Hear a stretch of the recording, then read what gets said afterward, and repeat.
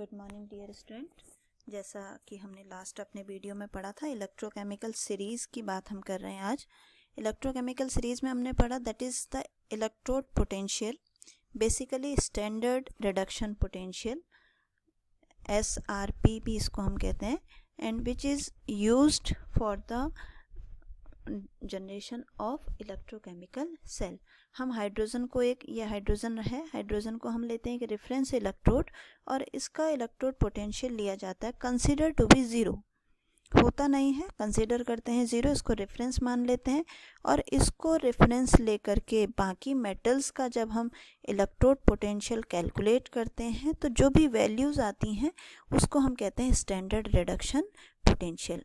और जब उसी रिडक्शन पोटेंशियल को हम एक इंक्रीजिंग ऑर्डर में या डिक्रीजिंग ऑर्डर में जब अरेंज करते हैं तो जो हमें सीरीज़ मिलती है उसको हम कहते हैं electrochemical series, that is also known as activity series. जिसका रिडक्शन पोटेंशियल जितना नेगेटिवली ज़्यादा होगा वो उतना ही ज़्यादा रिएक्टिव मेटल होगा। जैसे आपने क्लास 10th में पढ़ा है, ये रिएक्टिविटी सीरीज़ आप पढ़ते हैं, लिथियम, सोडियम, मैग्नीशियम, एल्यूमिनियम, ये रिएक्टिविटी सीरीज़ भी है। और ये भी आपको बताता है कि लिथियम का रिडक्शन पोटेंशियल सबसे ज़्यादा होता है। तो जितना नेगेटिव इलेक्ट्रोड पोटेंशियल होगा वो उतना ही स्ट्रॉन्गर रिड्यूसिंग एजेंट होगा, और जितना पॉजिटिव उसकी वैल्यू होगी वो उतना वीकर रिड्यूसिंग एजेंट होगा और साथ में स्ट्रॉन्गर ऑक्सीडाइजिंग एजेंट होगा। तो यहाँ पर ये पूरी सीरीज़ है। आपको इसी पे आप ये रीज़न भी दे सकते हैं कि F2 जो है वो स्ट्रॉन्गर ऑक्सीडाइजिंग एजेंट है क्योंकि उसका रिडक्शन पोटेंशियल जो है वो पॉजिटिव है। लिथियम रिड्यूसिंग एजेंट स्ट्रॉन्गर है क्योंकि उसका जो रिडक्शन पोटेंशियल है वो नेगेटिवली सबसे ज़्यादा होता है। ठीक है, अब इस इलेक्ट्रोकेमिकल सीरीज़ का यूज़ हम कैसे करें इलेक्ट्रोकेमिकल सेल प्रिपेयर करने के लिए, उसके लिए हम देखते हैं कि हमें किस तरीके से ये लेना पड़ेगा, किस तरीके से हम हाफ सेल्स को लेंगे। जब हम किसी भी इलेक्ट्रोकेमिकल सेल के लिए हाफ सेल को हम अगर सेलेक्ट कर रहे हैं तो हमें क्या करना पड़ेगा, जिसकी वैल्यू मोर नेगेटिव होगी यानी कि जो हाइड्रोजन से नीचे हैं उसको हमेशा हमें क्या लेना पड़ेगा, ऑक्सीडेशन हाफ सेल। ये क्वेश्चन आता है कई बार कि आपको दो इलेक्ट्रोड दे दिए, फॉर एग्जांपल आपको दो इलेक्ट्रोड दे दिए, एक जिंक का इलेक्ट्रोड है Zn to Zn+2 और दूसरा है आपका Ag to Ag+1, और इनका इलेक्ट्रोड पोटेंशियल आपको दे दिया है और आपको कहा कि रिप्रेजेंट द सेल। तो उस केस में आप क्या देखेंगे, आप चेक करेंगे E0 वैल्यू। इन दोनों में से देखिए E0 वैल्यू नेगेटिव किसकी है, Zn की, तो जिसकी मोर नेगेटिव होगी उसको आप कंसिडर करेंगे ऑक्सीडेशन हाफ सेल। ठीक है, तो अगर ये कॉम्बिनेशन हम लें जिंक और सिल्वर का तो इसमें जिंक को हम क्या करेंगे, ऑक्सीडेशन मानेंगे, और ऑक्सीडेशन कहाँ पे होता है, कैथोड में पहले लिखा जाएगा, एनोड में पहले लिखा जाएगा और Ag वाला जो है वो बाद में लिखा जाएगा। तो उसको आप कैसे लिखेंगे, इसको आप लिखेंगे Zn to Zn+2 salt bridge Ag+2 Ag। तो इस तरीके से आप ऑक्सीडेशन हाफ सेल ले सकते हैं। अब ऑक्सीडेशन हाफ सेल हमने लिया, उससे हमें क्या मिलेगा, उससे हमें मिलेगा कि हम कैलकुलेट कर पाएंगे E0 की वैल्यू। तो यहाँ पर हमने एक दूसरा सेल ले लिया जिसमें हमने ये कॉपर और Ag का हमने सेल लिया है। ठीक है, Cu to Cu+2 salt bridge Ag+2 Ag। ठीक है, अब हमने ये इस तरीके से लिया है। इसका मतलब क्या है कि ये जो कॉपर का इलेक्ट्रोड पोटेंशियल होगा वो मोर नेगेटिव होगा in comparison to Ag। Copper का रिडक्शन पोटेंशियल होता है +0.34 और Ag का होता है +0.80, यानी कि पॉजिटिव वैल्यू में Ag की वैल्यू ज़्यादा होती है, या ये कहें कि नेगेटिव में कॉपर की वैल्यू ज़्यादा होती है। तो इस केस में कॉपर को हम क्या लेते हैं, कॉपर को हम लेंगे ऑक्सीडेशन हाफ सेल। ठीक है, तो इसका अगर ऐसे सेल हमें दिया है तो उस सेल का पोटेंशियल हम कैसे निकालेंगे, E0 of right minus E0 of left. Right में कौन सा सेल है, Ag, तो E0 of Ag minus E0 of copper. इस तरीके से हम ए नॉट ऑफ सेल निकालते हैं। ए नॉट होता है standard EMF. Standard EMF means जब हमने जो दो कंटेनर लिए हैं उन दोनों कंटेनर में जो सॉल्ट रखा है, इलेक्ट्रोलाइट है, उसका इलेक्ट्रोड पोटेंशियल 1 है, उसका कंसंट्रेशन 1 है, तब ए नॉट को हम कहेंगे स्टैंडर्ड इलेक्ट्रोड पोटेंशियल। ठीक है। अब इसके बाद हम आते हैं नस्ट इक्वेशन पे।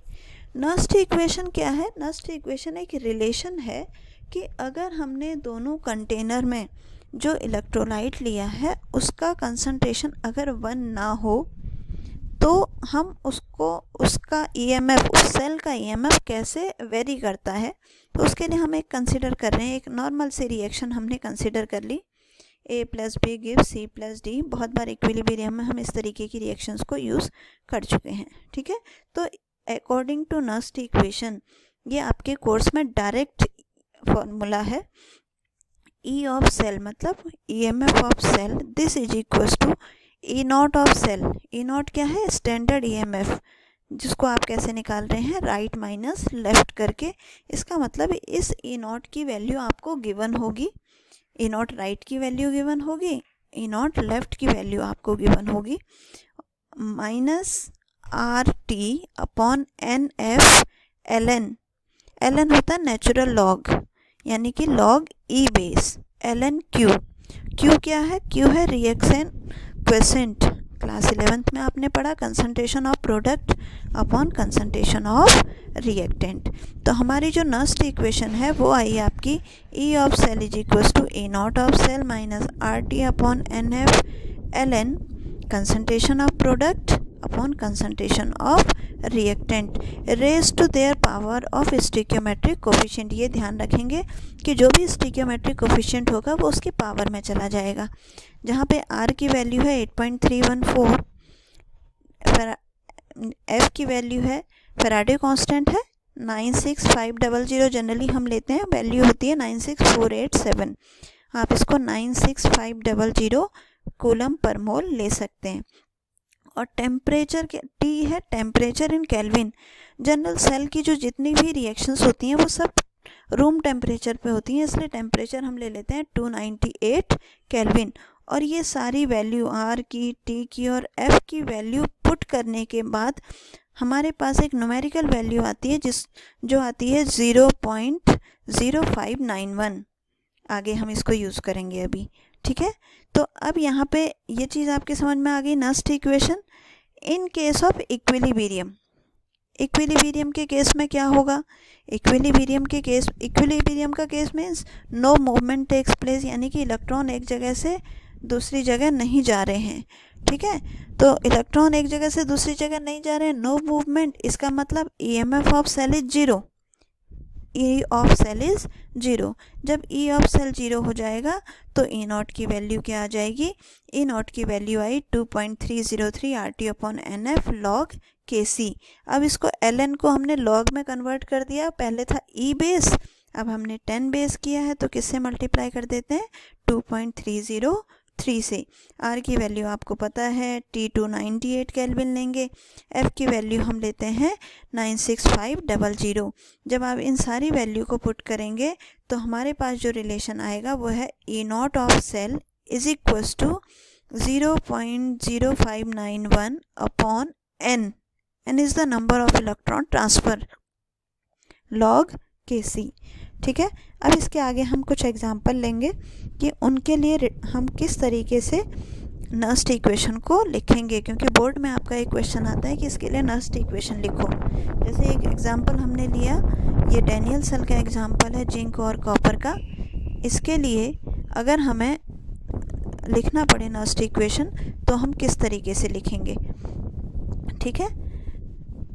तो इसके लिए हम नस्ट इक्वेशन लिखेंगे, E ऑफ सेल, ये आप ध्यान रखेंगे, E of cell is equals to E not of cell minus 0.0591 upon 2 log anode upon cathode. ठीक है। दूसरा है आपका Ni to Ni+2। इसके लिए अगर हमें लिखना है तो पहले हम क्या लिखेंगे? पहले हम सेल रिएक्शन लिखेंगे, Ni plus Ni to Ni plus 2 और first plus third gives second plus fourth. Ni plus 2 2Ag plus, और इसके लिए हम इस तरीके से नस्ट इक्वेशन लिखेंगे। पावर ध्यान रखेंगे, स्टिक्योमेट्रिक पावर ऊपर आ गई, ठीक है।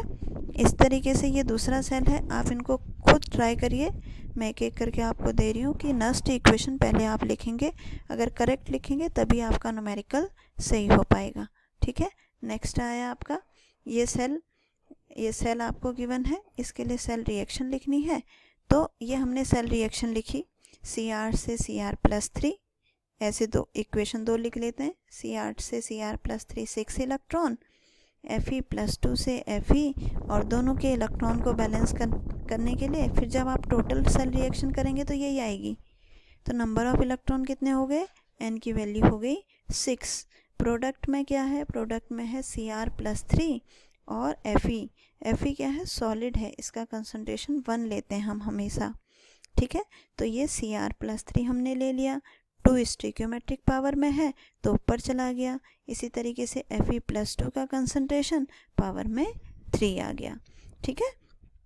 और लास्ट ये है, आपको एग्जांपल दिया, ये 2 इक्वेशन है, इसके लिए हम इस तरीके से नस्ट इक्वेशन को रखेंगे। n क्या होगा, नंबर ऑफ इलेक्ट्रॉन आप ध्यान रखेंगे, यहाँ product concentration upon reactant concentration. तो आज हम इतना ही करेंगे। जब आप नस्ट इक्वेशन अच्छे तरीके से लिखना सीख जाएं तो फिर इसके आगे हम इसके न्यूमेरिकल्स करेंगे। Thank you.